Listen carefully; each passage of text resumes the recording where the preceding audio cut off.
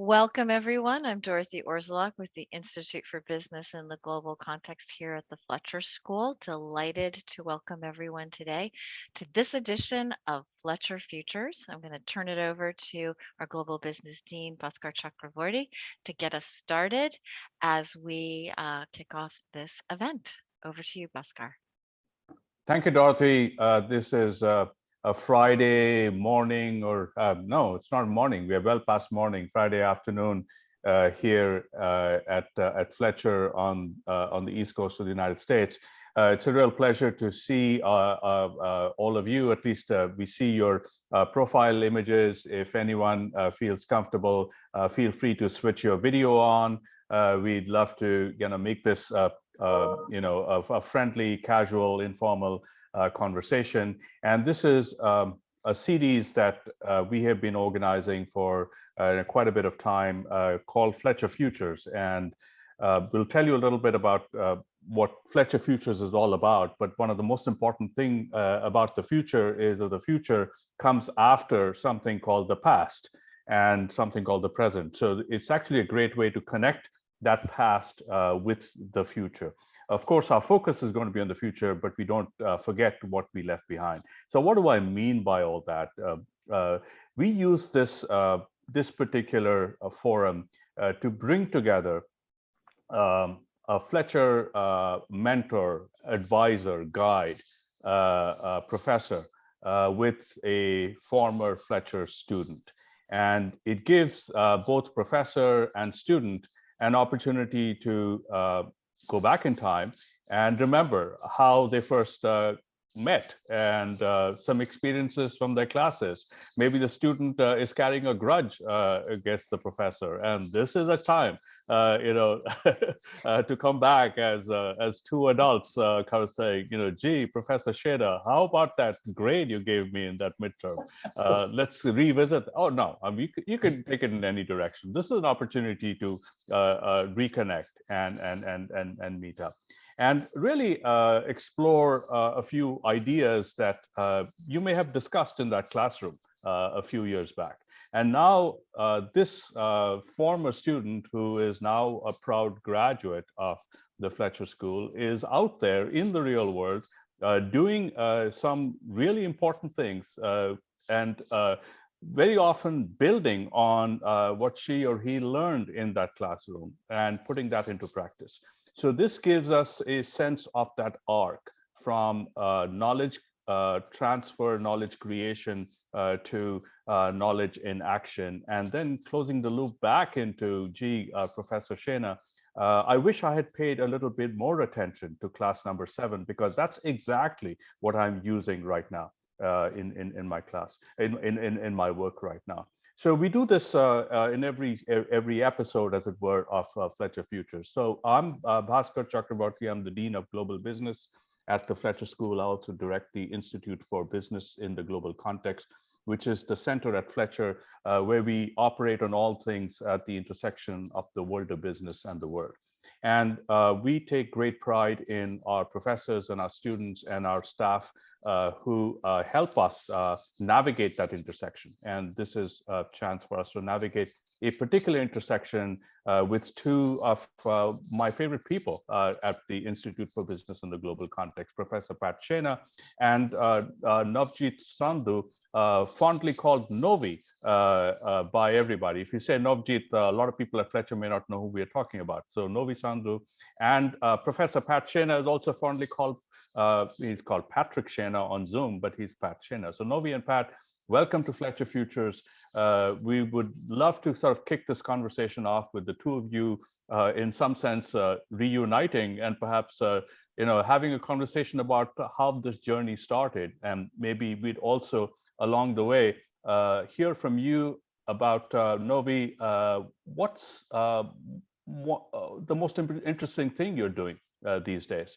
What's keeping you up in the middle of the night, or gets you up early in the morning? And the same for you, Pat. What are some of the most interesting things that you're doing in your research or in your classroom? So with that, let me turn this over perhaps over to Pat, and then the two of you have a conversation and we'll just listen in. Okay, Bhaskar, thank you. Thanks everybody for joining. It's really fun to do this. So Novie, I'm gonna level set a couple of things here, right? I First of all, this Novie and I speak regularly, right? About lots of different things, right? And we, in thinking about this, we've sort of thought this was a way for you to participate in some of the private conversations that we have, and they're very, very often about things that we're going to talk about today, right? That's kind of point number one, just to kind of get on the table. The second thing is I think we really want to encourage you guys to participate in this conversation. So, join in and have something to say and tell us what you think, and tell us that we're right, or tell me that I'm wrong, right? The second thing I wanted to just clarify is that I don't think Novie has any issues with any of my grades, because I couldn't find a way to do anything but give Novie anything that she did. I mean, Also, I paid attention in every single lecture, Bhaskar. There is no lecture I should have paid more I- attention in. I was always afraid that she was paying too much attention, to be honest, because sometimes I'd get questions that really put me in a corner. So, but that's good, and that's how we get better, and that's how we improve. But the most amazing thing about all of this is that Novie's turned into a colleague. There are things that Novie does that I not only do I respect, but I learn from. And so when she comes and she explains to me things, these are things that I don't know. And I've been encouraging, guys from our current investments class, and the class that Novie knows extremely well, to join us, because I think, what Novie has to share is important, and it's valuable. And I think everyone will benefit from that. So Novie, I'm going to flip it over to you and let you jump in. Hey, Pat, if I could just ask both you and Novi to just say a little bit about the class or the classes that you teach and what you work on. And Novi, if you could just remind everybody when you graduated from Fletcher and what you're doing right now. Yeah, so thank you. Sometimes I get you just sort of jump in discussion. Yeah, so I'm teaching now in the MIB program. I teach investment management, which Novie took, and I teach global private equity. Again, when Novie was part of that class. And the first class is very much a public markets class. It's about publicly traded securities, and the markets that support them, and the role that investment management firms and global investors play in interacting with those markets and those assets. And then on the private market side, this is private equity, it's venture capital. This year it'll be a little bit extended, because the class now will be extended as a full class, but these are private markets. And this is also especially fascinating, right? Because private markets, they've grown in importance, they've grown in relevance, over the years, as interest rates and yields have come down. More and more investors are sure. And by the way, CalPERS, and Novie maybe she can speak about that, but they've become more and more interested, certainly more and more interested in that, in that experience. So yeah, so for the MIB program, that's what I do. That's what I teach. Yeah. So I can go into, my background, I graduated from Fletcher with the MIB in 2018. And the first time I actually met Professor Schena was at the pre-session. Professor Schena was giving a lecture on what his class does. And I think I was one of the only people that could answer a question you had asked. And then leading off of that, Fletcher has this, it's called shopping days, where you can go in and shop at different classes and figure out what you want to take for your first quarter or your first semester, and then maybe even your second semester if it's offered the next year, but you get to shop your classes. And so I was shopping Professor Schena's global investment management class, and that was kind of how that was my first time having Professor Schena as an instructor. And so it was really a unique experience, because I was actually advised not to take that class, because I would advise to take corporate finance first.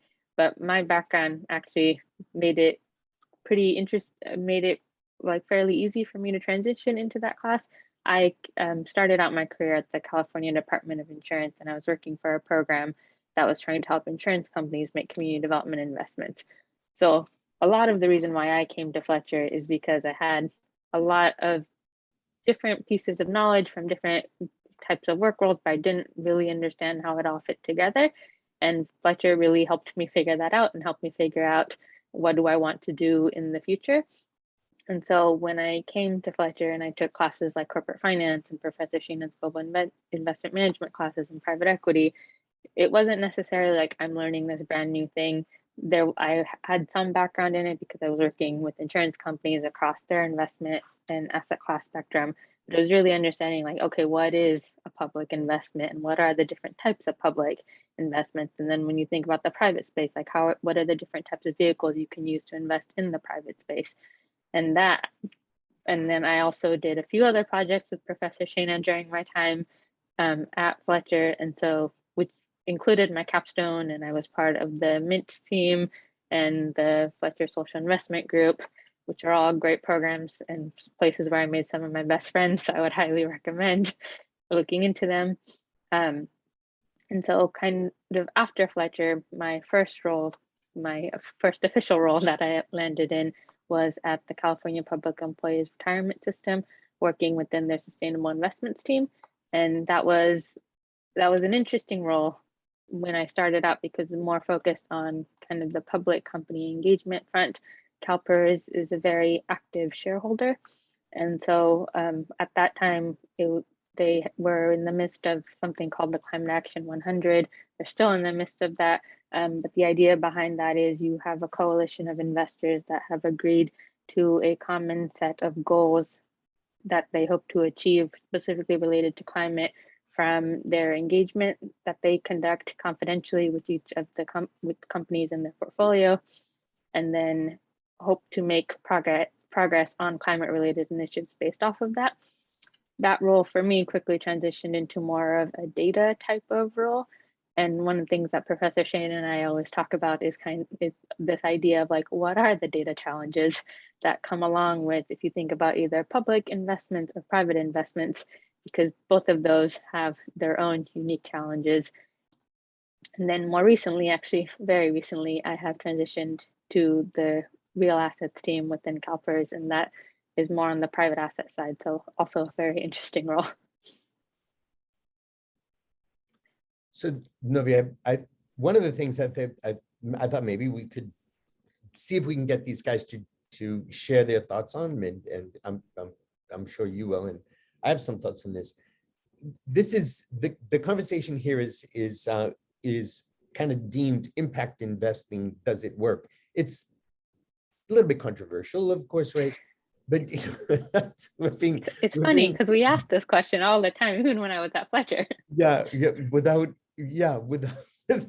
Without question, right? And I know you challenged that thesis in certain contexts, but I'm wondering how do you think about impact investing? And I'm hoping everyone will turn screens on and join us. What is impact investing? I can tell you from my point of view what it was when I first was exposed to it, probably about 7 or 8 years ago.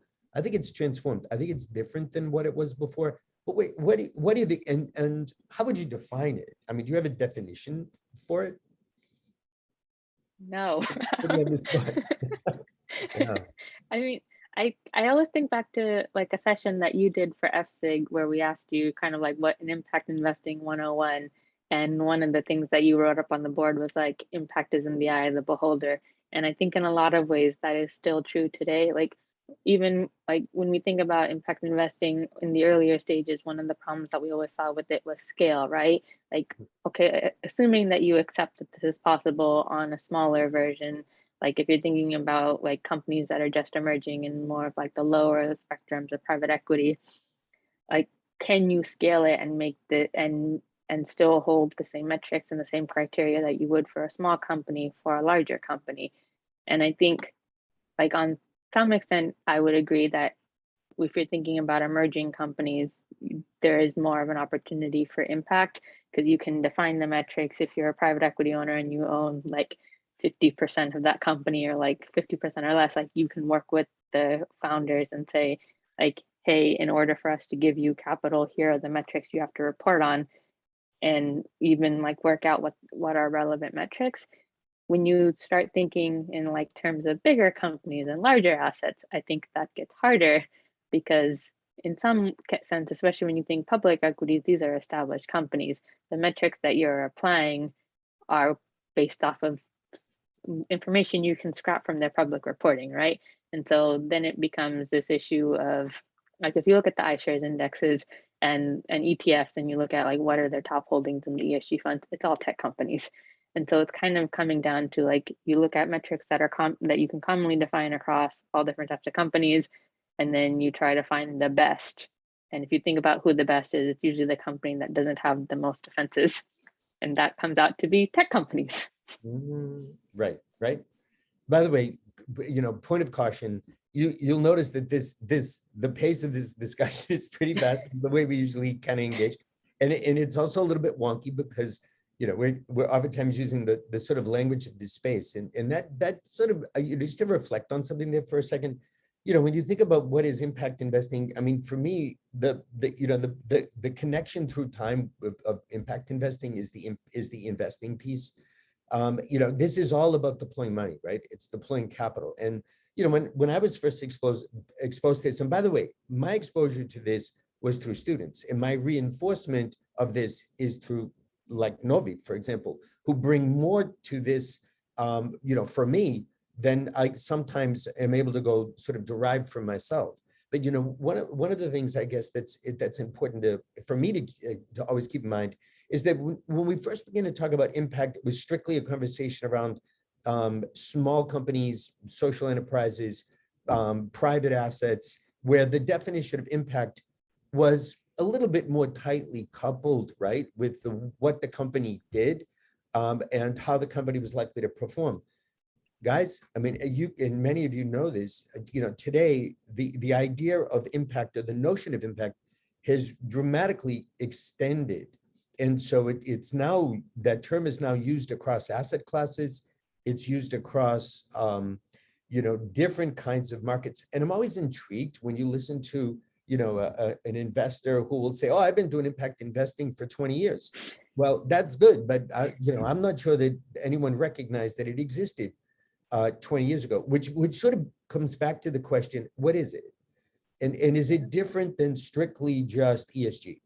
And is it different than strictly just, classic investing? And I'll throw this on the table. I wonder I absolutely would love to get everybody's view. And Novie, I mean, I know I'm going to get your view on this, but, to me, in order for something to be deemed an impact investment, I think it really does need to have a defined double bottom line, meaning I think it really does require that you define in some fashion, whether it's in more, standard terms or more bespoke terms, in terms of a discrete performance indicator, what you expect to get out of that investment.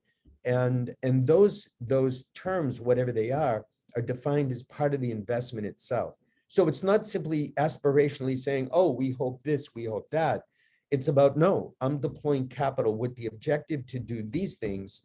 And I need to be then able to measure them. I need to then be able to monitor them.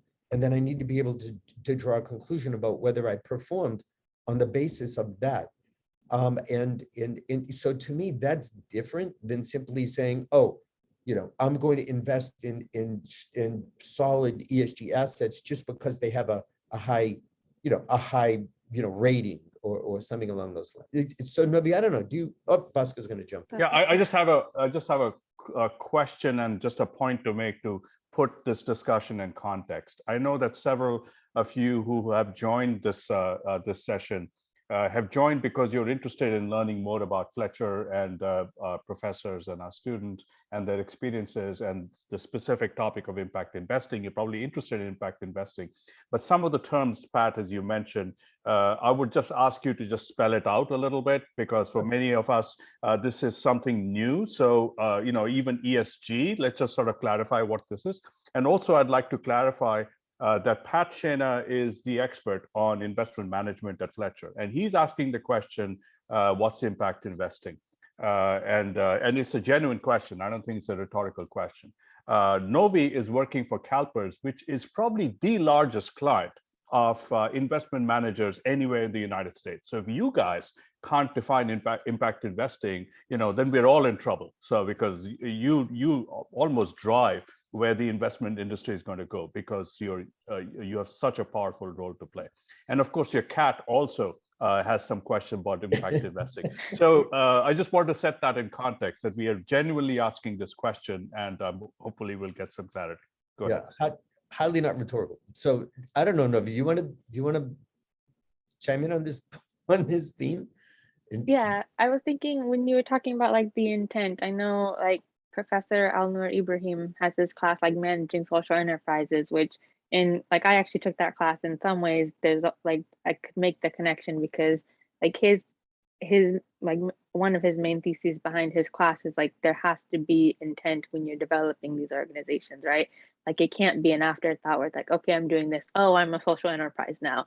Like in the construct of that organization, there has to be thought and intent behind it. It can't magically appear later. And that's kind of sometimes like the same thing you're saying, where people will say like, well, I've been doing like ESG, which stands for environmental, social, and governance, for like the past 20, 30 years. And it's like, yeah, but there wasn't the intent behind it when you were doing it. So are you still classified as ESG?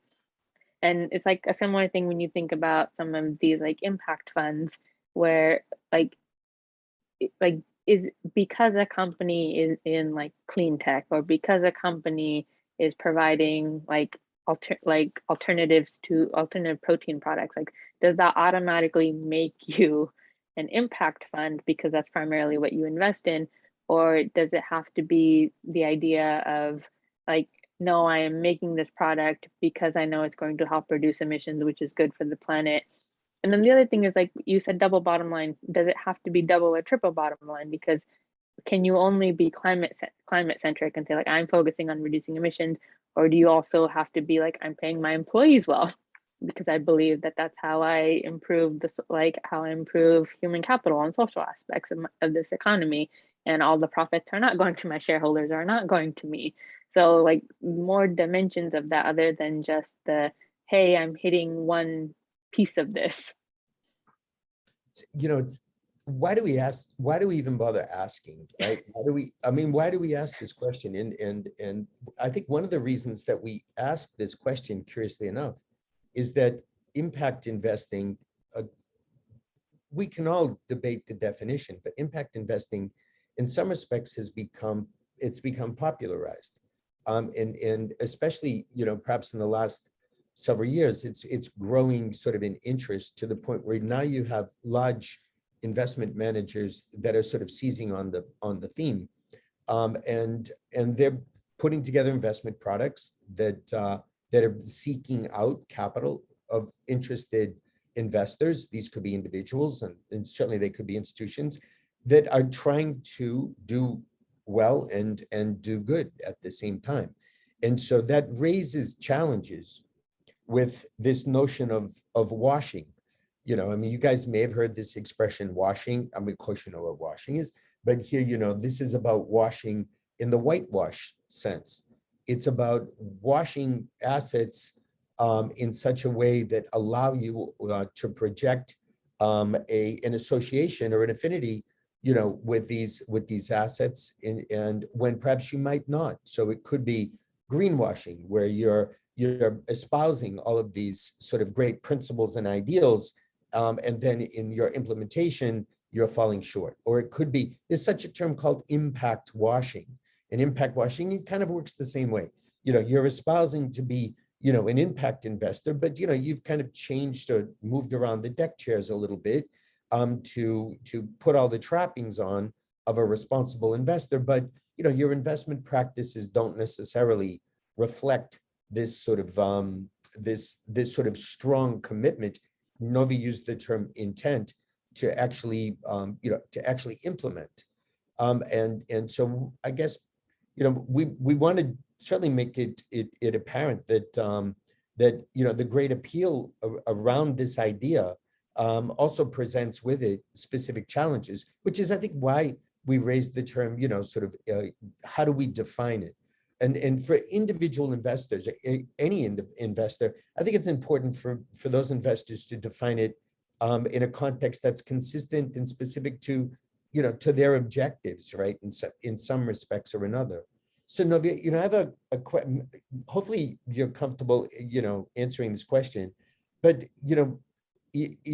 one of the things I always wonder, right, is it easier, or is it more appropriate, or is it more effective to invest impactfully in some kind of assets, meaning in some kind of markets and some kind of assets, than in others? I mean, do some kind of investments, do they lend themselves more appropriately to the idea of an impact role, meaning where they're likely to result in some sort of positive effects beyond simply just generating returns? And I'm particularly intrigued because now you say you're moving to real assets, and I don't know if there's an association. I mean, not obviously specifically to CalPERS, but just in general.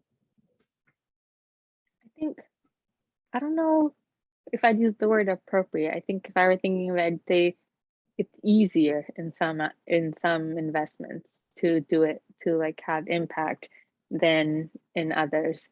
Because if I think back to like my California Department of Insurance days, when we were asking insurance companies to make these investments, like an element of it that I always realized like actually meant you were directly helping someone was the more local it was. Because we were working with community development financial institutions, and the smaller, the short name for that is CDFI. So the smaller the CDFI, the more likely you are actually going to be like truly helping someone. Because like if I think about the housing ones, like the ones that were providing like single family housing loans, there was a better chance that that loan was actually going to someone who couldn't get a loan through a traditional banking system than if you were working with like a multi-state CDFI that was putting financing toward the low income housing development. And so like I think in some ways, for me, what I've always like not always seen, but like the easiest place to see impact has always been on the more local, the more like regional scale, where you're not blowing it up and you're not trying to say like how many apartments for low income housing did I build, or how many like seats in a classroom did I build, but you're saying like, okay, in this community of however many thousand, how many people did I help put in a house, And so like, and then when I think about like the different scales of investors, like not just from my current time at CalPERS, but like even when you think about large insurance companies, it becomes very hard for them to do those types of investments, because at the end of the day, it's about scale, right? Like the more scale you have, the larger the investment, like the due diligence you have to do for it is going to cost you the same amount. So you'd rather do it for a larger investment than for a smaller investment. So you end up having, in some cases, like this situation where the way to have the greatest impact is on a local scale, but the way investments are made by these large money managers and money owners is at this much larger global scale. And so how do you intermediate that in some sense? There's a paradox, right? In some regard, because you're more likely to be able to see the effects and see the impact and measure the impact, right, when you're investing in smaller scale with much more focus, and therefore the intent becomes very real. Sometimes with regard to an individual project or a discrete loan, you obviously want to try to scale impact into obviously do more, and as you deploy more capital. But there appears, and I'm wondering, I know some of you guys on this Zoom, and I won't call you up, but you know who you are, know very well about some of these issues, right? that as you try to scale and you try to move up and you try to deploy more money and more capital so that you can reach more people and presumably so that you can have greater effects and greater impacts, that your ability to be able to actually identify and monitor and manage and measure those impacts, begins to decline. And so, you begin to wonder about the effectiveness, right, of trying to move up that sort of chain and to, into somehow, demonstrate your ability to be able to do more, right, over time.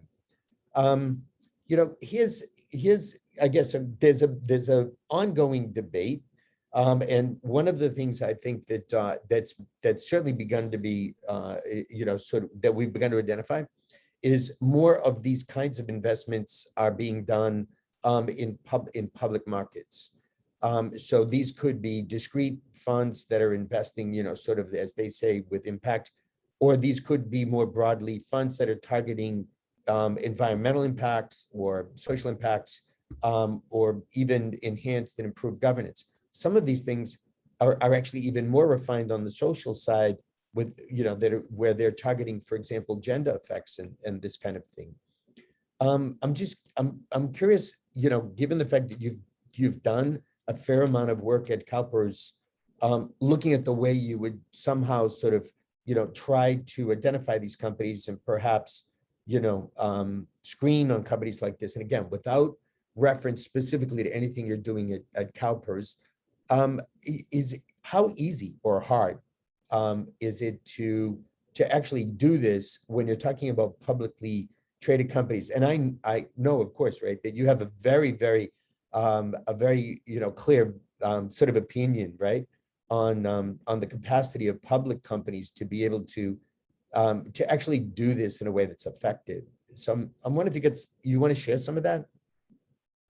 I guess so. Not talking about anything specifically done at CalPERS, but this is a topic that frequently comes up when you look at like public and large companies. It's the idea of like the data challenge, right? Like, so how do you actually quantify or qualify this? And then how do you kind of attach a metric to a company? So if you've decided, like, if you're going to do engagement and you say like, hey, I'm going to engage companies based off of their like board diversity, for example, that one's a relatively easier metric to measure because you can actually go and look at all the public company boards and say, and kind of do like a measurement of like how many men, how many women, how many people of color, that type of thing. But then when you get into like a little bit harder topics, like workforce diversity. So moving beyond just the top level, if you're looking at like how diverse is their actual workforce and like the different tranches of the workforce, that gets a lot harder because that data isn't actually, some companies don't measure it, or if they do measure it, they don't disclose it. And so you start to get into this realm of like, I don't have the information to appropriately tag companies if I wanted to do a larger engagement campaign. And then the other thing that you realize, especially if you think about like the different types of climate engagements, is at what level do you assign ownership to a company? So when you talk about like workforce and workforce standards, is it solely that company and what is the domain? Like kind of like the question, what is the domain of that company, right? Like, is it just my headquarters, my employees, or is it your supply chain? So if you're a giant corporation that has supply chains across the world, are you also responsible for the conditions of those supply chains? Yeah, and the answer to that question is what? It depends on the investor. But I mean, on a global human scale, I would say like if you're providing the capital, you have some level of control. So yes, that is some like to the extent that you can control it, it is your concern. But as we all know, companies will try to argue that they're contracting, and that's not something they control. They just hire a contractor. Yeah, I mean, just to kind of step back from all of this for a second, just to bring you guys, again, into this discussion a bit. One of the things that my conversations with Novie always bring, right, is sort of a reflection on some of the challenges with this. we're all very hopeful, right? We all want to see impact. We all want to see positive outcomes come from these things. But one of the things you quickly realize is that this is, if you're going to do it properly and you want it to work, this is hard. And part of the challenge with this is that there's no right way to do this. There's no rule book, right? There's no playbook anywhere about the right way this is done. So, I asked Novie a question, and of course, unfortunately, in too many instances, the answers to the questions here are, it depends, right? It depends on the objectives of the investor, for example, right? It depends on the nature of the investments that that the investor is undertaking, and then the trade-offs that an investor is willing to Yeah, the trade-offs, and it also depends on bandwidth of the investor. If you think about it, like a lot of companies or a lot of investors, especially when you think about it from like a diversification standpoint, tend to have a lot of holdings in equities or public equities. And if they're diversifying that, they tend to hold a decent number of public equities. So how do you engage with every single one of those companies? So that leads us back on to what's impact, right? What is impact? What if I asked everybody on this call, right? If based on whatever definition of impact that you have, can you do impact passively? Now, but fair warning, full disclosure, right? Right, Novie, passive is sort of a buzzword in the investment industry that basically means that you invest in something and you just stand back and wait. Okay, I'm not, and there's Novie's new cat. So, but I'm not. That's not the way I'm asking this question. Okay, I'm asking this question truly in the sort of traditional sense of the word passive. Can you be a passive impact investor? Can you deploy your money and just stand back and sort of assess the results if you truly expect to drive change? And I'm wondering what you guys think about that. Novie used the word engagement, right? And so engagement is another one of these loaded words in this space. Engagement actually has a real meaning. And what it means, right, is that if you're deploying capital, whether you're investing in a public company or a private company, that you're connecting with management and you're making your making your voice available to them, and you're trying also to interact with them to understand what changes that they're prescribing. And so Novie, I mean, again, think about something the size of CalPERS versus the size of a very small firm. Like, we had briefly, I think at one point talked about this hedge fund that was trying to encourage mobile to make some changes. And the dynamics of trying to make this work can be pretty challenging, I would assume, right? So, I mean, can you share a little bit about engagement? Again, not without necessarily direct reference to CalPERS. Yeah, so I guess when you think about engagement from an investor point of view and a public or more of a public equity point of view, is like when you invest in a company, you buy shares in that company. And as a shareholder or stockholder, you have the right to vote your proxies for that company. And so what a lot of the large asset managers, investment managers will do if they are active shareholders is they will go and have conversations with the board, their senior leadership within these companies, and try to kind of be like, if you're not a large, like if you look at company shareholders in a lot of companies, you will realize that there are very few instances where you have a large shareholder. And so, but the smaller shareholders will tend to do is try to be a squeaky wheel. And so if you're squeaky for long enough, you will eventually start to see some type of movement. And so that's kind of the engagement strategy or active ownership type of strategy that investors who have ownership in a large number of companies, but don't necessarily have the hedge fund capacity to own a lot of shares in one company and then enforce their will on that company will try to do. And so when you think about engagement, and I mentioned earlier in my introduction about Climate Action 100 Plus, that's kind of one of these things where a bunch of different owners of public companies have gotten together and said, climate is a topic we care about. Climate change is going to severely impact the future of our portfolios. And we want to get together and not tell companies, but have conversations with companies about how they are addressing climate within their business models. And so kind of the idea being that instead of just being one squeaky voice, you're now $54 trillion worth of squeaky voices. And so it kind of, so like there is some merit behind engagement working and actually getting companies to slowly, incrementally make changes to how they think about different topics across like ES and G. And most of that tends to fall into kind of this governance domain. So how do you organize a company so that it does run effectively and it provides the appropriate, I guess, outcomes for shareholders and is aligned with the interests of its shareholders. And so kind of getting into, so thinking about that kind of domain. Engagement, like I said, is a slow process. Like it's not a one and done, like you don't have one conversation with a company and then suddenly everything's going to change. It is a constant monitoring process.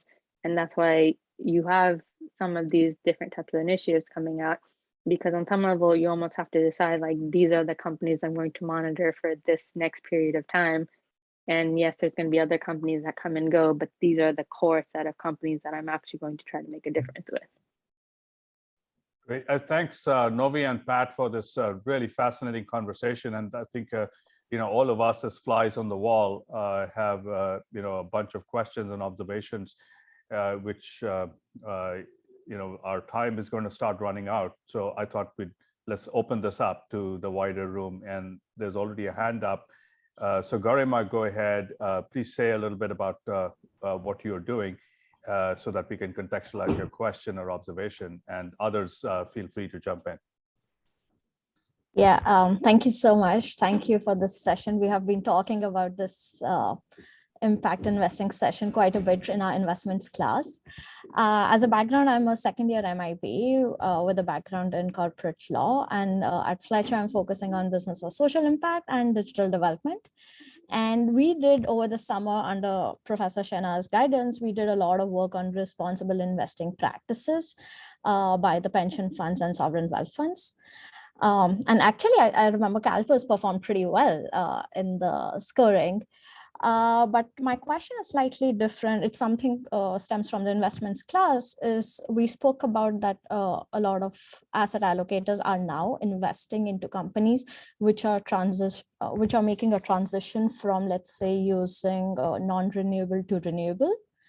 And so where does CalPERS stand on it? And you just spoke a lot about engagement. So do you think if you're investing into such companies which are making the transition, I believe that engagement will have to be more with those companies because you might end up guiding them in the whole transition. So I just wanted to know more about how CalPERS proceed. I actually can't talk about CalPERS Okay, generally then. Yeah. But I guess overall, when you think about like the climate transition, I think a lot of investors are coming to the realization that this isn't kind of a fringe topic anymore, that like by human activity or by force of nature, this is going to happen. And so the more proactive investors are definitely trying to get ahead of it and buy various instruments across their asset classes, trying to figure out like, how do we actually invest in this transition, or like more of like or hedge against adverse impacts from the transition. So that's about as much as I can talk about, but it's kind of like the portfolio positioning type of view. Great. Thanks for the question, Garima. Diane? Yes, hello, everyone. I have really enjoyed this conversation. And so for a little background, I just finishing up my first term in the GBA. So that means I do have a day job as well. And I work in social impact measurement. I have a background in monitoring and evaluation in international nonprofits, USAID, UN. But now I work at a company called Pixera Global, where we do social impact programs for corporate clients. And so, all these topics about metric measurement, obviously it's a little bit different because mine isn't impact investing, but there's a lot of similarities in terms of how do we measure impact? How do we make sure it's not just impact washing? And so there's a couple, I could go on about this at length, but a couple of things that stood out to me and that I wanted to mention in your conversation around metrics is one, I think another big challenge in this area is that the time scale to actually achieve true impact and the desired returns for investors don't really align. So my first question would be, is there any sort of, are there any places where people are more starting to say, okay, we can wait for longer term returns or longer term impact to materialize? My second thing is just, there's such difficulty in getting people to think beyond just things like output metrics. And so for general context for everyone, if you're not familiar, output metrics are things like number of hours volunteered, or something that you did, not actually the impact. But those are, first of all, the easiest thing to measure.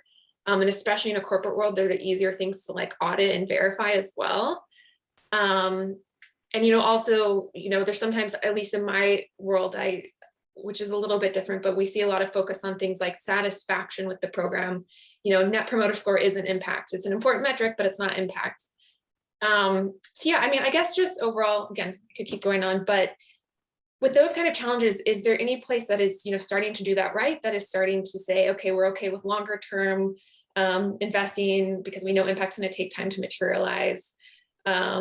Are you seeing any places or organizations that are doing better with metrics and that are getting beyond just this output level to actual true impact measurements? Or yeah, any reactions to some of those comments? Novie, you want to jump first? Yeah, so it's funny you say longer term because it all depends on the investor. And so CalPERS is actually a long-term investor, because if you look at the way the return or the fund itself is structured, it's a long-dated pension liability fund. And so essentially it's like you're paying pensions for the future into perpetuity. And so that inherently increases your time horizon, because it's not just I have these like dedicated number of pensioners and they're all going to be retired by X year. It's in perpetuity. So you're constantly going to have new pensioners entering into the system. And so that inherently increases the duration of the timeline that CalPERS looks at. But at the same time, when you look at the industry overall, you don't necessarily have the same level of long horizons. You tend to have like much shorter horizons. And if you look, and this is kind of where we were talking about with public companies, where you see this coming up a lot, is public companies are evaluated almost on a quarter by quarter basis, because that's when the reporting comes out and that's what impacts their share price, right? And so in some ways you would need to have a change in the way that public company reporting and valuations and like kind of like the impact on them happens in order for them to become truly long-term. Because if you have one bad quarter, it could mean a dip in share price, and like you extend that for 1, 2, 3 bad quarters, and that might not end well for your company.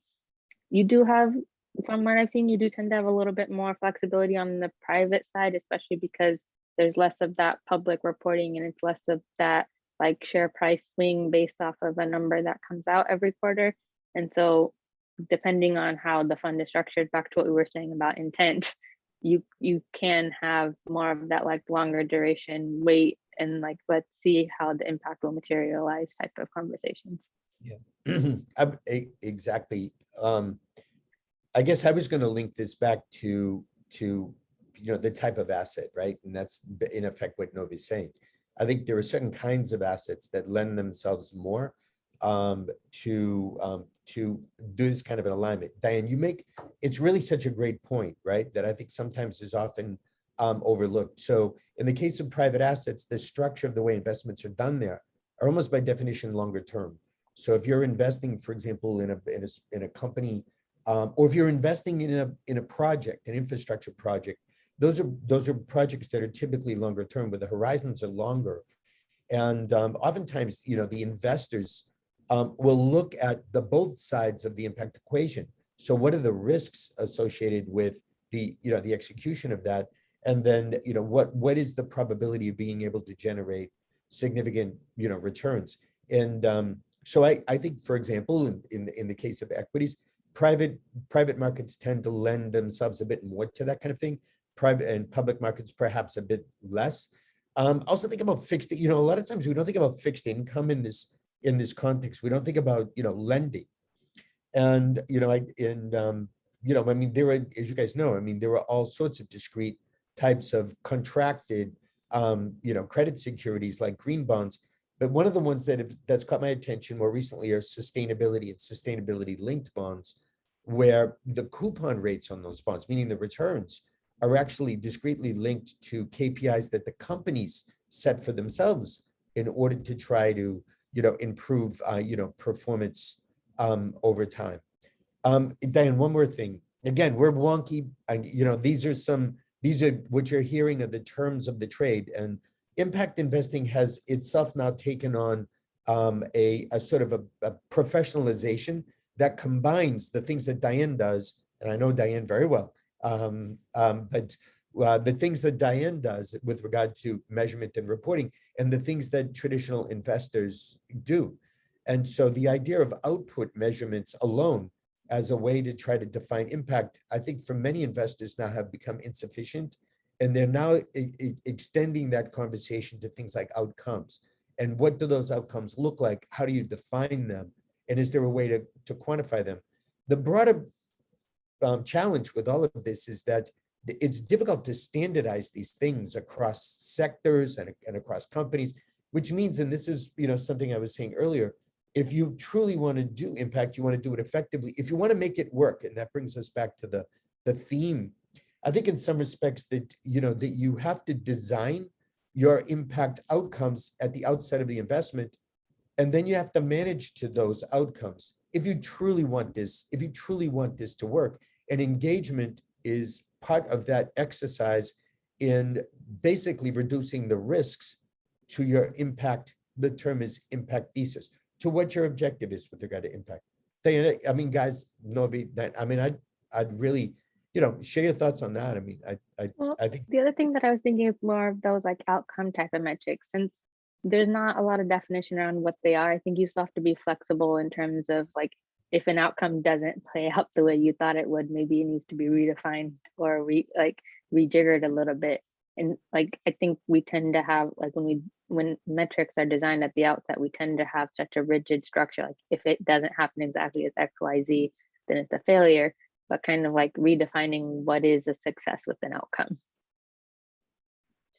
I'll just add on to that I agree with both of you on that setting them up front is important, but also having flexibility. That's a huge challenge in any sort of social impact measurement is, you don't just want to stick with doing something that's not working because your metric was set up that way. Yeah. But then you're also losing comparability and like baseline measurements. If you do that, also definitely agree with you, Pat, about, I mean, one of the biggest challenges I face in my work is, my organization and corporates as a whole want to be able to compare their metrics to others. They want to be able to benchmark. But, the more that you try to come up with something that's standard, the more you kind of lose the actual detail of what's happening. So we do a lot of capacity building with nonprofit organizations. So we can kind of maybe come up with a metric that's just like, was your capacity increase? And, it's more complex than that. But then that doesn't really tell you the difference between like completely different sectors in the nonprofit space, completely different kinds of capacity. Yeah, really, really insightful responses. I have tons more to say, but I'll leave it open for other people. Thank you. That was really helpful responses. So I wanted to inject a question which perhaps is going to take us a little bit away from this incredible and incredibly interesting nerding out on investment management talk. So I was just speaking with a student last week, a couple of weeks back, and he had just he just come out of a class by Dan Dresner on global political economy. And we're talking about some of the learnings out of the Great Recession of 2008. And he said the next class he took was Pat's investment management. It was basically, that he was going from one class to the other. And I think you picked up some conversation about the recession and its aftermath in that class. And he said that this was an amazing Fletcher moment where, we were talking about the politics of a global phenomenon, and then going into the impact on finance and investors and shareholders in the very next class. Novie, I'm curious about Fletcher moments that you might have had in your own work. How have some of the non-investment related experiences that you've had at Fletcher had an influence on your work today? It's funny you say Professor Dresner's class on global investment management, because I did that same lineup when I was at Fletcher. But I guess when I think about my work, one of the ones that has been not necessarily surprising, but it's actually kind of been like funny in hindsight is accounting will come up a lot, or used to come up a lot in my earlier work, because like one of the things that I remember Professor Weiss always saying is you don't need to be an accountant, you need to learn how to talk to an accountant. And so it was always like interesting, because when you think about at the end of the day, what you're doing when you're thinking about engagement and like company reports, those are all accounting reports, and that's kind of like the company talking to you through an accounting lens. And so like reading those reports and then like in the back of my head, like remembering all of Professor Weiss's conversations and stories and trying to put together the story of that company through those reports was always kind of like an interesting moment for me. Great, thanks, Novie. That's really interesting and fascinating. Pat, you're not only a Fletcher professor, you're also a Fletcher alum. So same question to you. How do some of these non-investment related classes or other exposures you've had at Fletcher influence your thinking on investment management? I think it's an interesting question, right? Even though a lot of what I touch is finance and sort of investment kind of related, I keep reminding myself that I don't have a MIB, I don't have a GBA, I have a MALD. Okay, I'm MALD. That's what I am. And it's okay. We still love you. Yeah, I know. But the point though is that my background for many years was largely focused on issues related broadly to politics and political economy. And so one of the things now for me is I'm still fascinated by those things, and I'm especially fascinated by those issues in Asia. But the one thing I've come to appreciate is people will ask, for example, what do you think about the quote unquote regulatory crackdown in China? And I don't think about it at all so much in an investing context. I mean, I don't think about how I would sort of respond to that question that way. I just sort of revert to thinking about all the interesting sort of conversations I've had here and other places on the broader issues of Chinese elite politics, for example, and the impact that has on policy. And then and I recall how much I enjoy that. And at some point along the way, those things begin to intersect, and you begin to see how your interest in your focus in one area really does bring somewhat of a unique, in some respects, perspective in other things that you're doing. And to me, this has always been the strength of what Fletcher brings. It's about being able to take a disciplinary focus in one space, whether it's politics, political economy, international security, whatever it is, but then use that as a lens in order to apply it, in some other way. In my case, sometimes it's investments and investment management. And I find that that enriches kind of both of those conversations. And so, for me, I'm a great proponent in what Fletcher brings in terms of a multi-context, a multi-lens view. Sometimes I call it a 360 view of an issue, a problem, a question, a challenge.